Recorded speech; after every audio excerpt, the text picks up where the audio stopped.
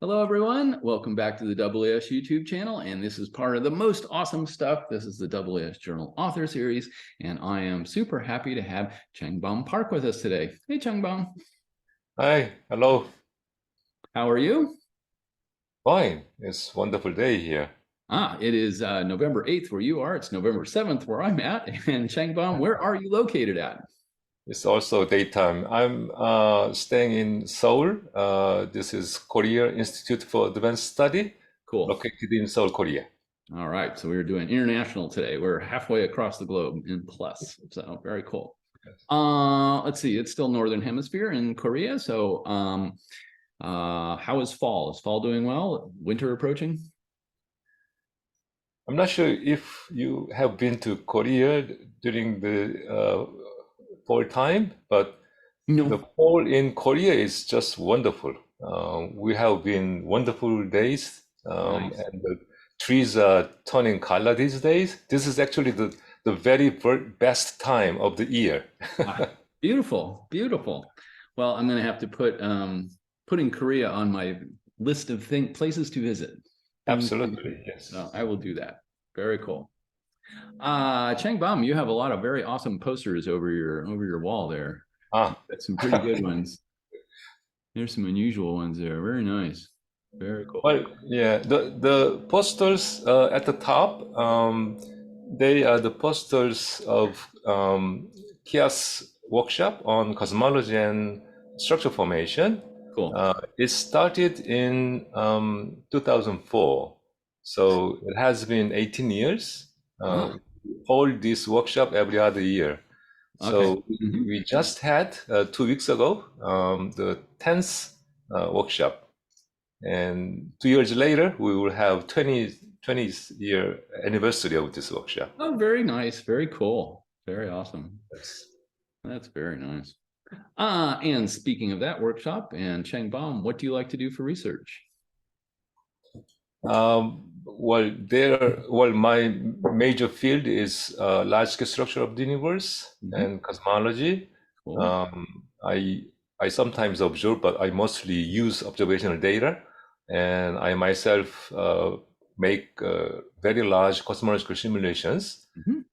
and use mock survey data to compare uh, cosmological models with observational data. Okay, Very um, nice.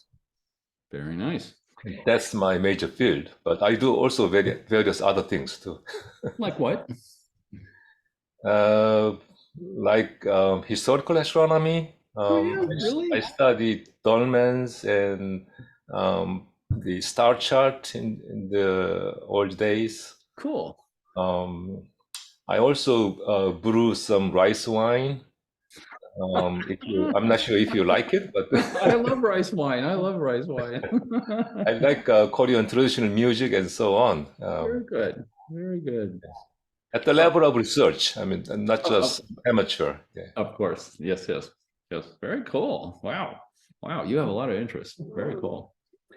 And that is going to bring us to his first primary interest, which is this very awesome APJ article. It's open access, people. Go ahead and get a copy for free. Go grab it. Formation and morphology of the first galaxies in the cosmic morning. And Changbom, take us away. You mean to introduce? Sure. Uh, Yeah. well, let me first uh, explain what the title is intended to Okay. do. So, I mean, when I was ever since I was a boy, I was interested in shape of galaxies. I mean, we know galaxies have different shapes, Mm-hmm. uh, spiral galaxies and elliptical galaxies, and some irregular galaxies, and Those. so on.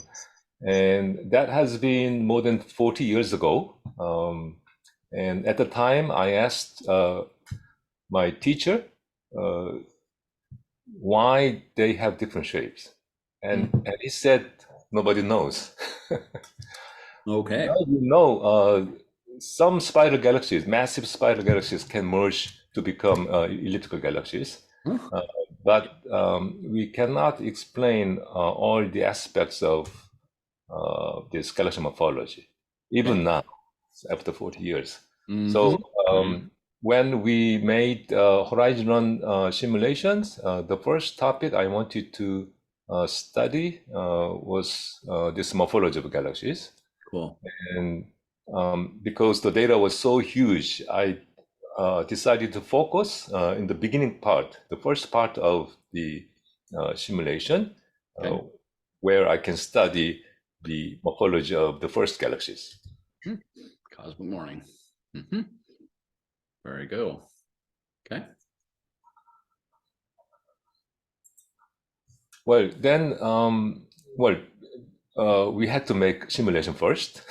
So I was very happy to have collaboration with this French group who has been developing and using Ramses code.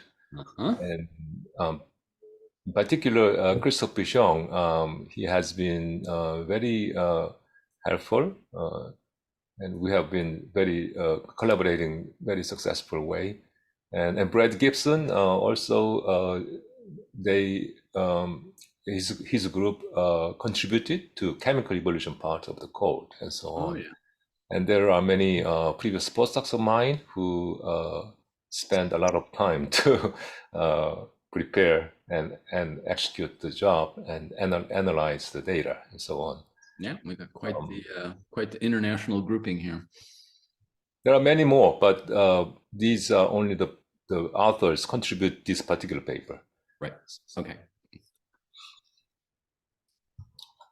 So shall I go through the paper and explain? Sure. Let's we can start off with an introduction, or you can just dive right into the simulation data if you like. What would you like to do? Oh, okay. Well, then I should explain the motivation of this work. So Okay. in 2009, together with Ho Sung Hwang, who is now as a professor at Seoul National University, we looked at galaxies in GOOS data Mm-hmm. and found very interesting aspects of galaxy morphology evolution. We looked at galaxies in high density regions and low density regions. Okay. And the fraction of early type galaxies becomes about 15% at redshift 1. At Okay. low redshift, there is a morphology density relation. So the fraction of early type galaxies is higher in high density regions and low in low density regions. Yes. But this difference almost disappears at redshift 1. Okay. Okay. So, so that was very surprising to us. So the Mm-hmm. natural question to ask is Mm-hmm. whether or not the galaxy morphological type becomes completely disk type Yes. at much higher redshift. Ooh, interesting. Okay. And the galaxy is born as disk Right. or late type galaxies in the beginning. So that's a natural question to ask. Yeah. Very So good. that was mainly the main motivation of this work. On the other hand, the observation and simulations Uh-oh. were giving a different result. Mm-hmm. Some observation says the high redshift galaxies are mostly irregular galaxies, Ooh. or some says spheroidal galaxies, and some says late type galaxies, and so on. Mm-hmm. Simulations also don't agree between each other. So No. some Okay. says Hmm. most some simulation says most high redshift galaxies are spheroidal galaxies and so Okay. on. This is very interesting topic. So I decided to use Horizon 5 simulation to study this issue Okay. as my first topic. Great. Very nice. The simulation we used, the Horizon 5, it took quite a many years. Yeah. uh, Uh, Many people contributed to this. But basically, the original Ramses has only MPI in parallelism. uh-huh. And Yes. we added open MP Okay. So this is hybrid OpenMP plus MPI code, Very nice. which basically made this simulation 10 times faster. Okay. So that's why we were able to make a 10 times larger simulation. Nice. So the box size of a gigaparsec, which Mm-hmm. makes a critical difference compared to the previous major simulations like Illustris or Eagles. Eagle. Yeah. Mm-hmm. They are typically about 100 megaparsec. And Mm-hmm. at that physical size, you cannot have this large scale velocity flow correct. And that, I think that basically made a difference in our result. Okay. Great. From the result.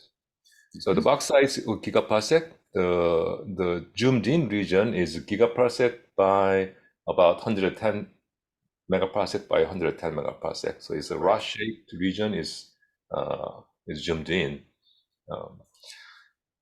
Okay. And Uh-huh. right. So there, high resolution cuboid region of about gigaparsec by 119 by 127. Okay. And the simulation resolution is about one physical kiloparsec. Physical Right. kiloparsec. Mm-hmm. So,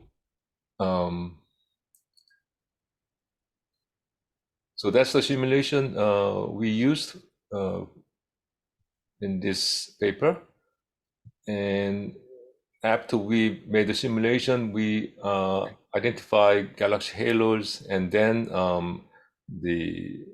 the groups of stellar particles, which we call galaxies, and these galaxies with mass about 10 to the 9 solar mass, above 10 to the 9 solar mass, are statistically almost complete.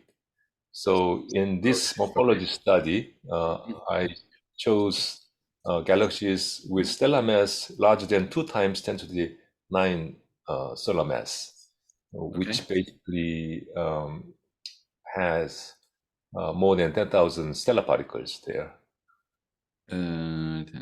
Okay. So about 10 to the 4, 10 to the 5 on the masses of the stellar particles. That's the black hole mass. The stellar particles about 10 to the 6, 2 times 10 to the 6 solar mass. So two times 10 to the 9 solar mass is about 1,000 stellar particles. Okay. Right. Yeah. Right. So that's with that many particles, we begin to be able to talk about radial density profile and so on. Ooh, yes. Right. So after we identify galaxies, we classify their morphology. Shall we go to, well, yeah, this table 1 this is interesting.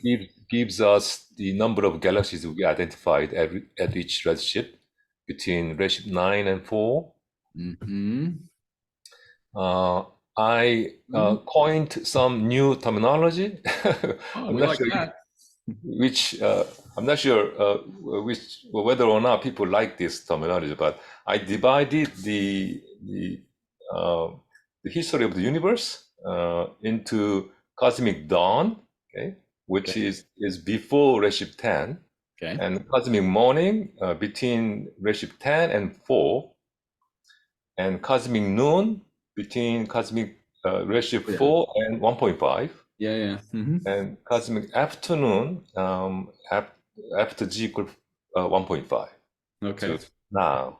So future will be cosmic evening. Yes, I was going to say. Very good. Well, I like the notation, so we can use it here. Okay. So this division is purely based on the star formation history of the universe. Yes. Basically, during the cosmic noon period, which is between Z equals 4 and 1.5, the cosmic star formation is quite high and is very flat during that time. And on both sides is decreasing. So one side is cosmic morning and the other side is cosmic afternoon. So we have very good. I love it. Yeah, so this paper is concentrating on galaxy morphology during cosmic morning. Yes. So between 10 and 4.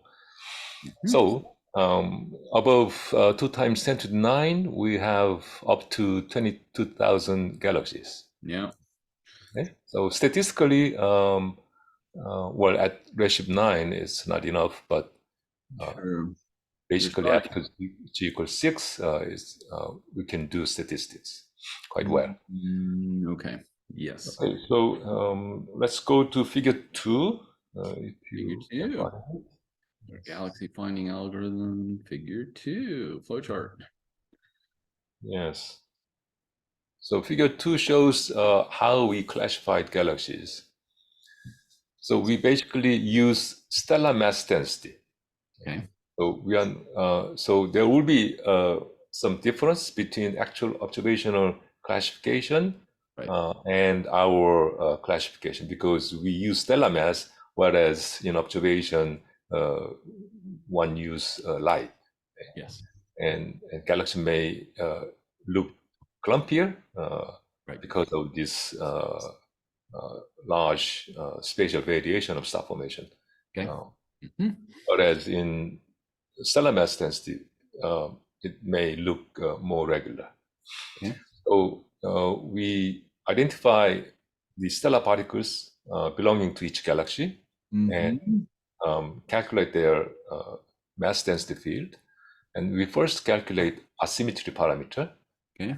And if asymmetry parameter is larger than 0.4, we classify the galaxy as asymmetric galaxies and they become irregular. And if it's less than 0.4, it's classified as symmetric galaxies. And for symmetric galaxies, we calculate this radial stellar mass density profile. Yes. And use search profile to find a search index. Okay. And the density has to be monotonically decreasing to allow us to Yes. fit it. So if the radial density profile is not agreeing with search profile, the profile fit fails. And for these galaxies, which do not allow us to measure search index, they are again classified as irregular galaxies. Okay. And the galaxies which allow us to measure search index, they are regular galaxies. And if search index is larger than 1.5, they are spheroidal type. Okay. And if it's less than 1.5, it's disk type. And 1.5 is basically chosen empirically when we analyze Sloan galaxies. Okay. Okay. Fair enough. And let's get that asymmetry parameter. Here we go. Let's look at A. Okay. Yeah. So this is the definition of asymmetry parameter. So what is important? We first rotate the galaxies so that we can see the face-on view, and then project these galaxies into the plane, and then we calculate asymmetry and also the radial density. Okay. I'm with you. Okay. So very good. So the next figure 3, shows some 3 and 4 shows some the relations between some parameters and stellar mass. Yeah. At 2 redshift. So figure 3 is at redshift 7, and figure 4 is redshift 6. Okay. No, redshift 5. 5. Yeah. Right. It used to be 6, but the referee asked me to change it to 5. Well, hopefully the figures change too. Well, that's more points. Okay. Yes. More interesting. Yeah. Very good. Okay. So, Well, let's look at the top left plot showing asymmetry parameter and stellar mass. Yes, get that one. Yes. So the little blue horizontal bar right there. Yeah. So that divides basically galaxies into irregulars and regulars. So those above irregulars, they are typically merging galaxies. Okay. That's why the asymmetry is so big. Mm-hmm. And Makes sense. you see there seems to be some bimodal distribution, okay, but vertically. Mm-hmm. So again, this choice of 0.4 is empirical uh, based on this. I mean, the degree of irregularity in the shape is somewhat subjective Sure. matter. Okay, Sure. so We're setting a threshold here. That's fine. right. Okay. Well, the plot on the right, yeah, v over sigma. Okay, that Right here. this one, yes. Mm-hmm. So the vertical axis is v over sigma, and the horizontal axis is concentration in light. This total light within half light radius, and Gotcha. total Yes. light within 2 times the half light. So basically, it's concentration. Mm-hmm. So the plot shows some correlation between kinematics and the light distribution. Concentrated. Okay, I'm with you. Right. So people can see how the internal physical parameters of galaxies related with one another. Okay, and basically telling us our simulation makes sense. We have some green lines down here on VROT versus the Circuit index. Right. So in the paper, the text, there is some description on this. So this shows us the relation between kinematics and the Circuit index. And the relation was, well, you see there is a large dispersion, but there is a definite relation. But this relation becomes weaker at low redshift. And that's why I showed this relation between parameters at 2 different redshift. So at redshift 7, it has somewhat better relation, but as you can see here, right, if you compare these two, is it green or blue? Teal, green, blue. If you compare these two blue lines, Yes. you can see the relation becomes somewhat weaker at low redshift. Yes. So the relation, but in the following papers, I show this relation becomes better at later epoch for more massive galaxies. Cool. So the relation between morphology and internal kinematics is a developed quantity, developed relation at later epoch. Good. So in very high redshift, in the beginning of galaxy evolution, the internal kinematics and morphology has some relation, but it becomes weaker, and then they become tighter again for massive galaxies at later epoch. Okay. And the point is, it's not good to use kinematics to classify galaxies. Okay, fair enough. There are many galaxies, even many decades, starting from many decades ago, and even now, people use kinematics to classify galaxies. And I'm saying in this, using these plots, that morphology is morphology and kinematics is kinematics. Yes. And they are not identical. Yes. So one should not use kinematics to classify galaxy morphology. Very good. At very low redshift from massive galaxies, it's okay, but not at this epoch. Okay. Very good. Thank you for that message. Okay. So that E. Right. So the next figure 5, is a figure 5. Yeah. Figure 5 is just some beauty contest. Well, yeah, in this PDF, it doesn't appear too beautiful, but yeah, showing some edge-on view of a few galaxies. On the left column shows, yeah, that's disk galaxy, and the middle column is spheroidal galaxies, and the right one is irregular galaxies. Yes. Okay. And at the bottom, we show the gas density distribution. Uh-huh. With dark blue being high. Okay.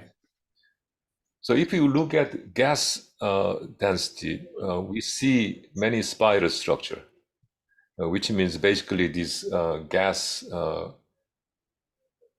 is being accreted to galaxies and providing them angular momentum.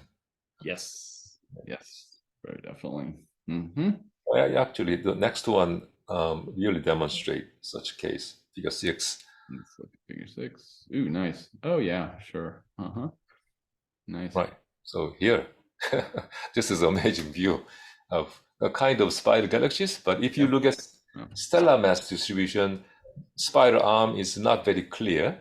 Yes. But in the gas distribution, you see the spiral arms are connected with nearby filament. Yes. And mass is basically being accreted through these filaments, which is connected to spiral arms. And after you look at gas distribution, you can trace some indication of spiral arm in stellar mass distribution as well. Yeah. Definitely. It's not very clear. Shall we move on to figure 7? Sure. Figure 7. Okay, so very pretty. Okay, so we identified galaxies in HL5 and classified their morphology. And the first issue I had was where these galaxies form. So for a long time, we learned galaxies form at initial density peak. So I wanted to confirm this. Okay. So here in this figure, the contours and grayscale plot shows initial conditions, initial density field. Okay. And at many initial density threshold level. Okay.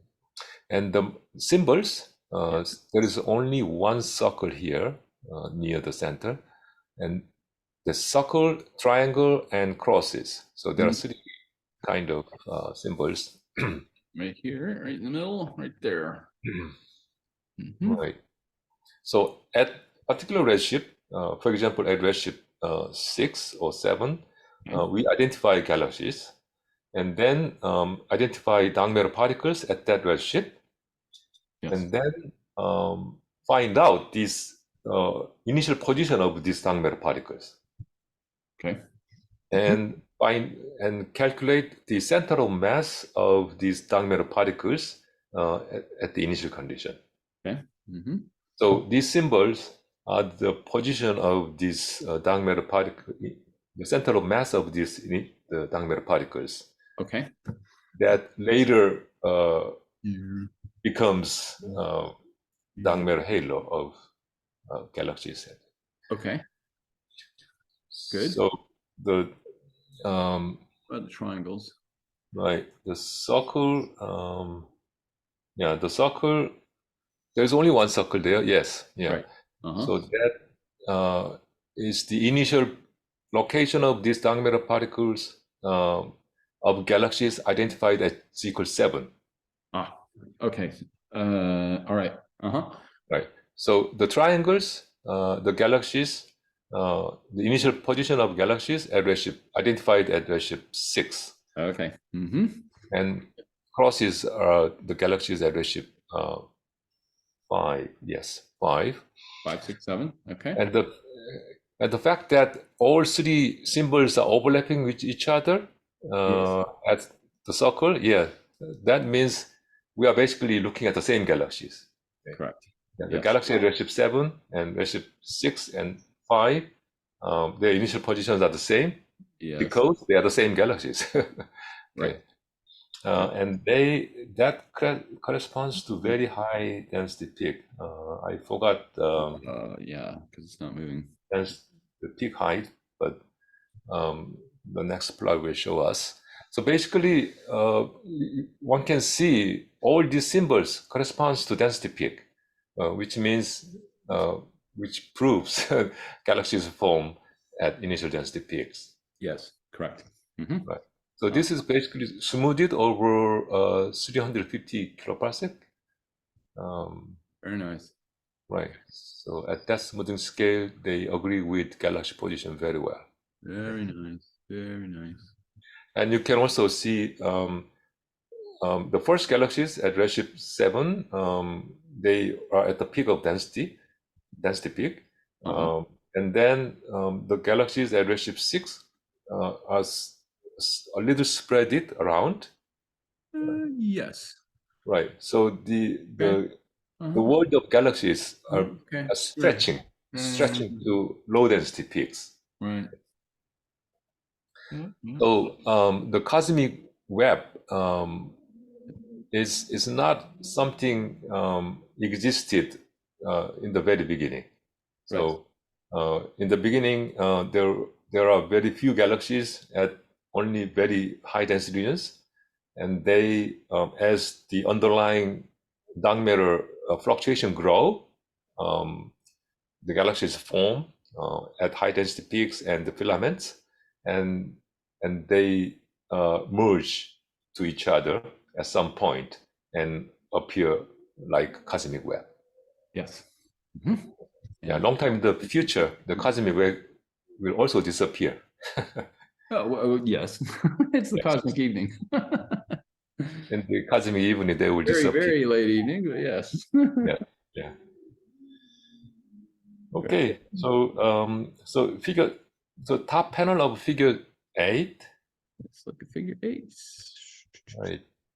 Okay. Yeah, here we go. 5, 6, 7, 8. Okay. Right, right. So, Okay. well, everybody knows the galaxies form at the initial density peak, and this plot quantify that. Okay. So there are a few galaxies formed at redshift 8, which is the leftmost column. Huh? And there are a few galaxies above 2 times 10 to the 9 solar mass. And you can see there's actually quite tight relation between the stellar mass of galaxies and the corresponding their initial density peak. Yes. Mm-hmm. Right. Sure. So there is some kind of this relation. Mhm. And I mean, for example, let me see. The density peak above 6 sigma above the mean had about 5 times 10 to the 9 solar mass at redshift 9, Okay. redshift 8. Okay. I'm with you. Yeah, right. But at redshift 5, they have almost 5 times 10 to the 10 solar mass. Yikes. Right. Yes. So between redshift 8 and 5, this initial 6 sigma peak grew by a factor of 10 in mass. Yes. Yes. And you can see they roughly maintain their identity, Yeah. right? So they continue to grow in mass, Right. and observe maybe accrete some smaller mass galaxies, but these massive galaxies maintain their identity. Right. Minor mergers. Yep. Right. Yeah. The Sursec index here. Okay. Right. It's more concentrated. Interestingly, we didn't find tight relation between Sursec index and the initial density peak, and also the internal kinematics V of sigma with the initial density peak. I hoped to see some relation, but we didn't really see. Yeah. There is a very slight dependence, but not so impressive. Not huge. Right. Right. So let me skip the next two plots Okay. and jump to figure 11, which is our main result, figure 11. Here we go. Main result. There we go. Right. So this plot doesn't look beautiful, but this is the main result of our paper. Good. So, right. So the x-axis is the stellar mass of galaxies, and the y-axis is the fraction of morphological type. Okay. The three blue line at the top shows the fraction of disk galaxies is almost 2/3 of the galaxies. So the galaxies at high redshift are completely dominated by disk galaxies. Yeah. And the rest, 30%, is either irregulars or spheroidal type. And they are roughly, their fraction is roughly the same, about 15% for irregulars or spheroids. Interesting. So that was quite surprising to us.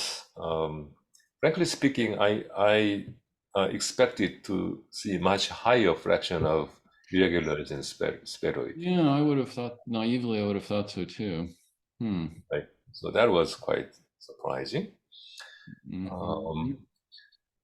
Means, well, right. They go away. Or they were never there to begin with. Right. So let's look at the next plot at the below this. This is very interesting plot. Okay. Right.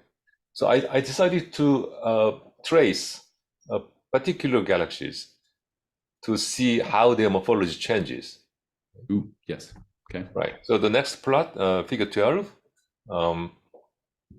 Right. This shows the evolution of searching indices of 6 random galaxies. Okay.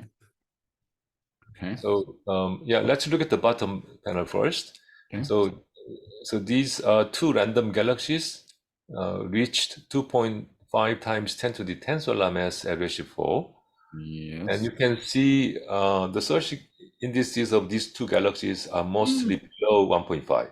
Yes. Which means they have been disk galaxies.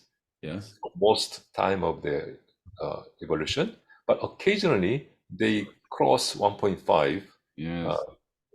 And then a little later they come back below 1.5. So they are born as disk galaxies, but occasionally they become spheroidal, and then a little later they come back, they reacquire the disk morphology a little later.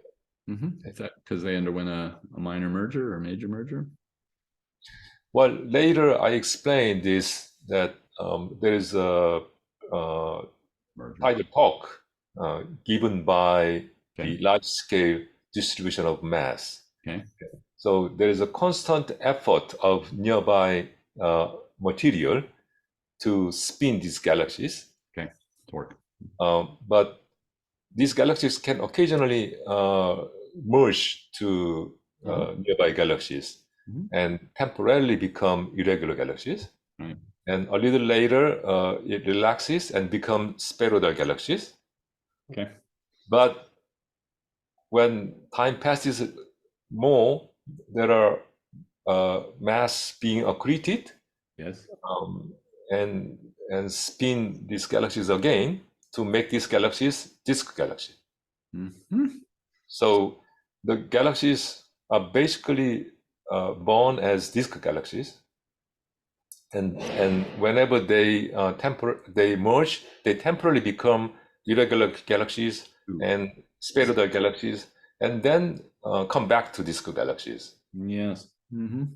Right. So the more massive galaxies in the second and the first panels, the dotted lines shows the period when these galaxies are irregular. So there is no searching index during that period. Right. Okay. Right. So the more massive galaxies had more the period when they were irregular.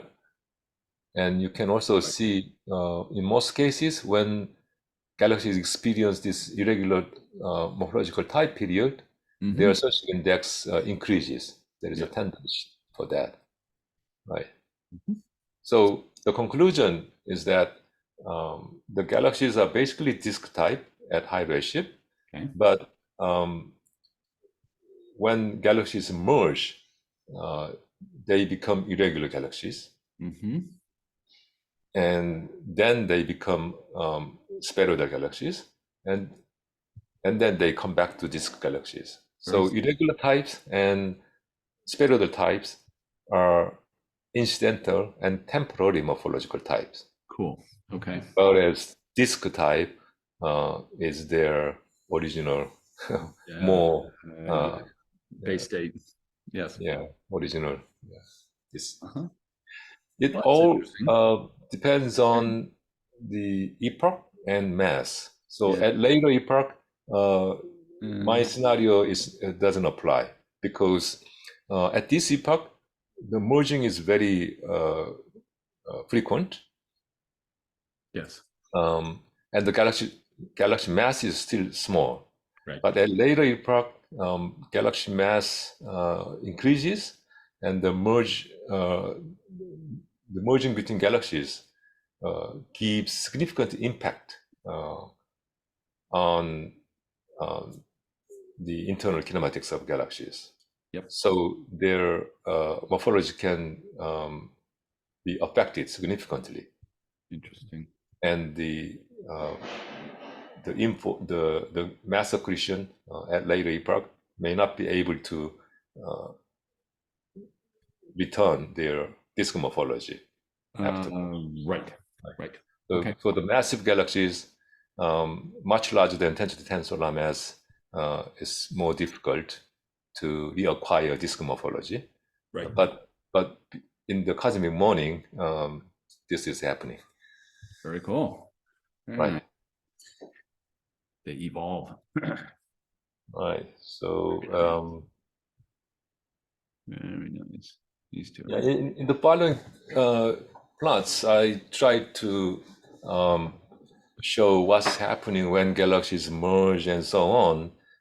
But eventually, I looked at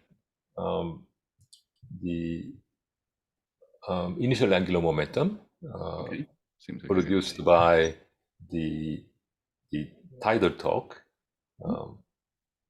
and found a strong correlation between initial conditions and angular momentum. Let's look at the equation 8.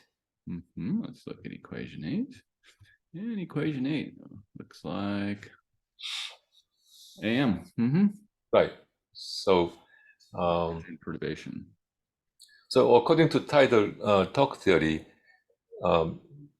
the initial condition, which has density fluctuation, produced angular momentum, and that angular momentum is basically the cross product between moment of inertia tensor I and the shear tensor psi.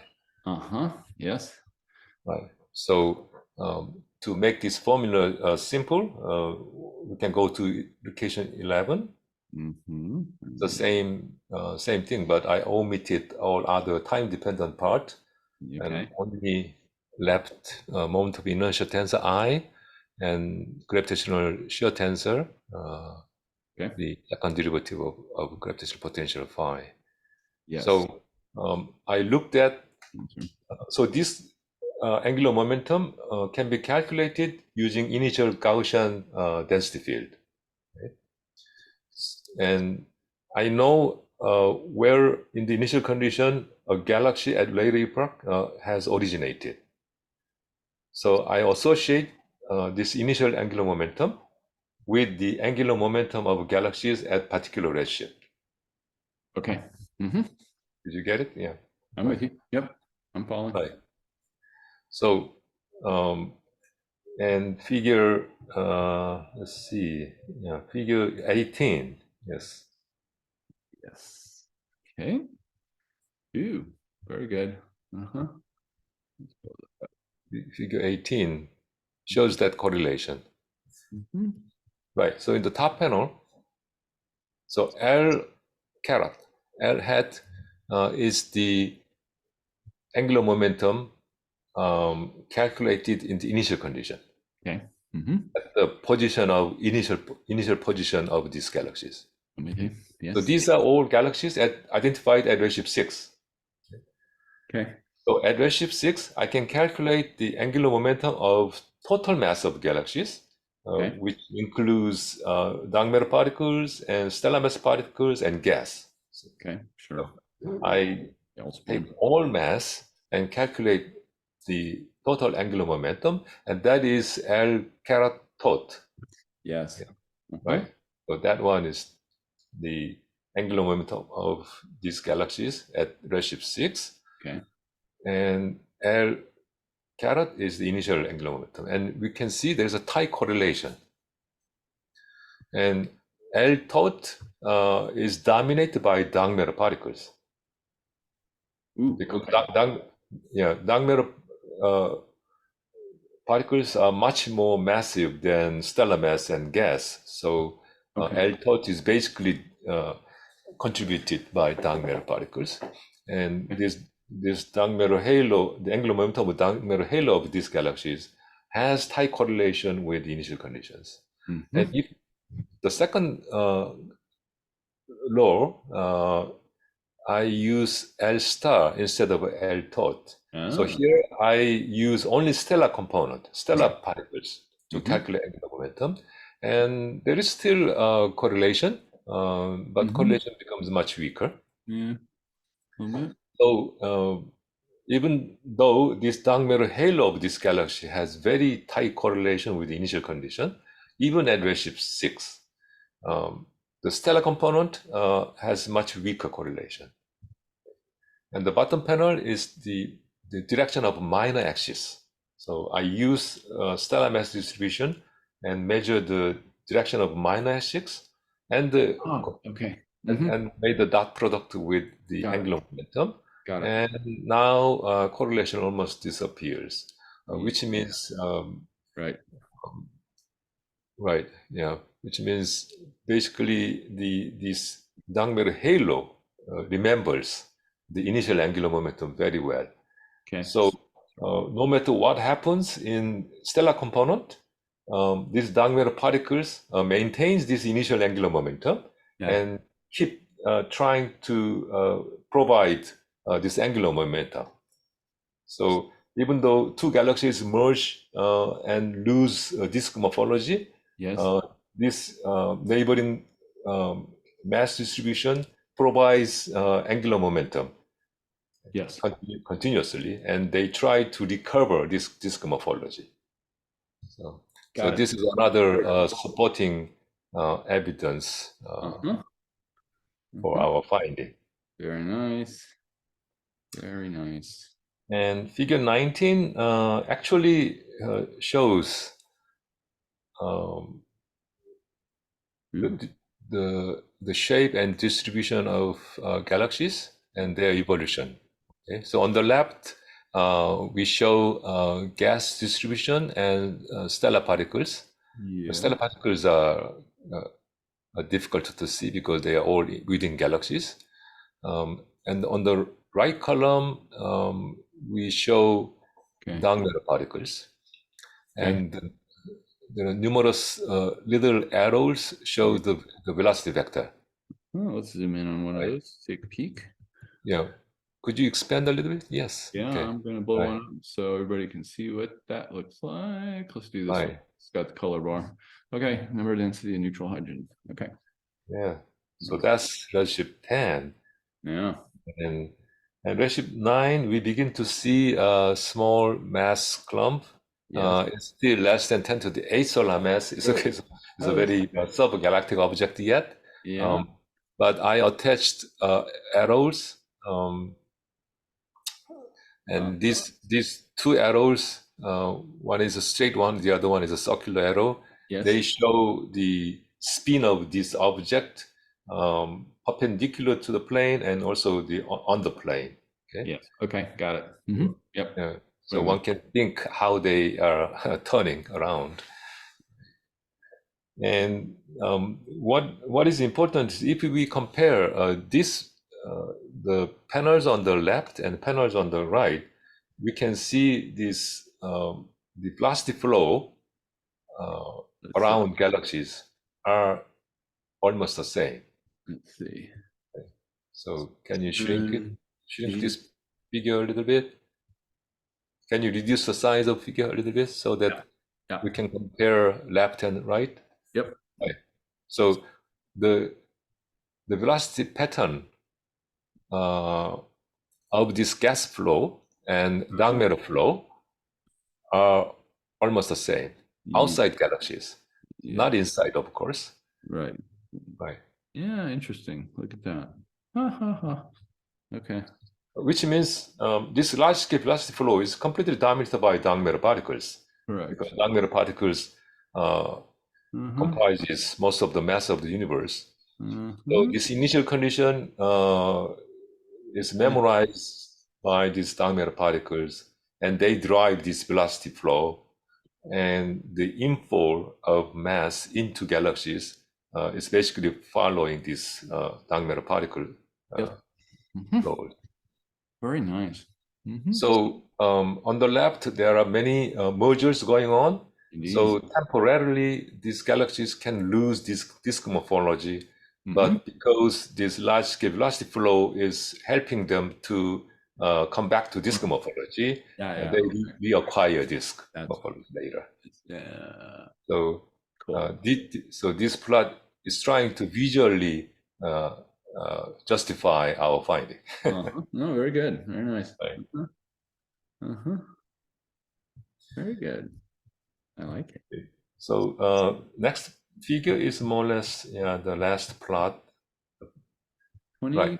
Right. So in this paper, we focused on cosmic morning, which is before redshift 4.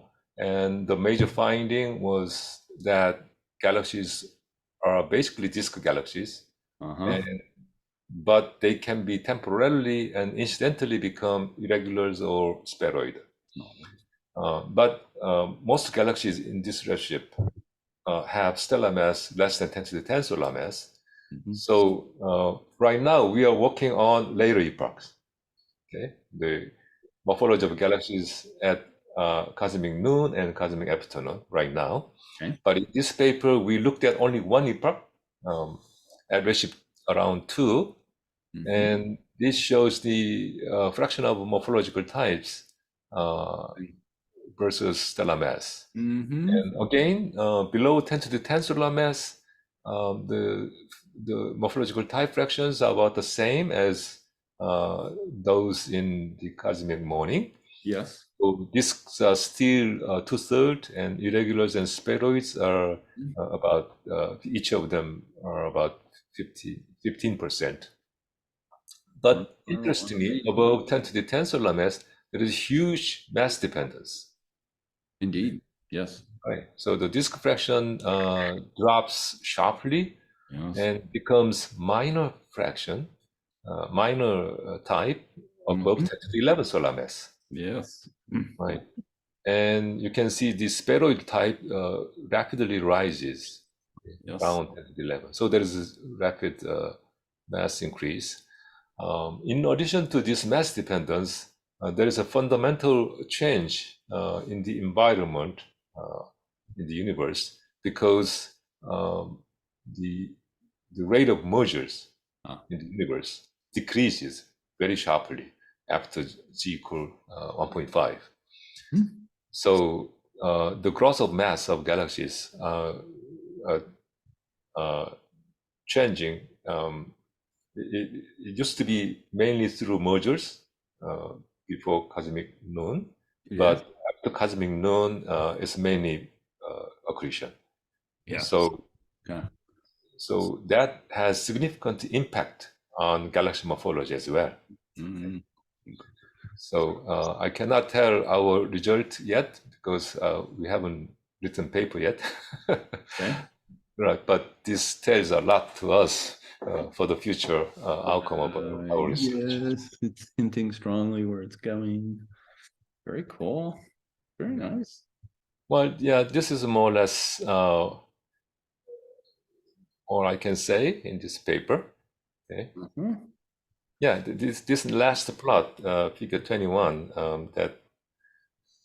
that justify our choice of searching index 1.5 That's the total. as which divides Yeah. the disk galaxies and spheroidal galaxies. Mm-hmm. Is um, Late is green, the early is green the spirals, abnormals. and Mhm. red and magentas are early type galaxies. Right. Mm-hmm. 1.5 By def. is very good choice for the division. Right. Right. Mm-hmm. You get some out. Okay, Very so cool. Very good. so Changbom. after I did this, I was so fascinated by our own result because I answered my lifelong question. Yeah, I was gonna say, yeah. So So what I is that wonder, answer? yeah, So I what is it? wonder, does galaxies form to have a certain specific morphology, or do they have some initial morphological distribution? I was very curious about this, and now I know. Now you know. Basically, Now we disk know. galaxies, right, right. But temporarily, they can have irregulars or spheroid, That's not. but they will return, okay, back to disk morphology. So it's basically disk morphology at high Mhm. redshift. When um, the the epoch is still cosmic morning, and Yeah. also when the mass is less than 10 to the 10 solar mass, but I answered part of my questions. Very good. Very good. We got part of it. Well, very nice. So Changbom, thank you very much for walking us through your article. And you touched on it a little bit there.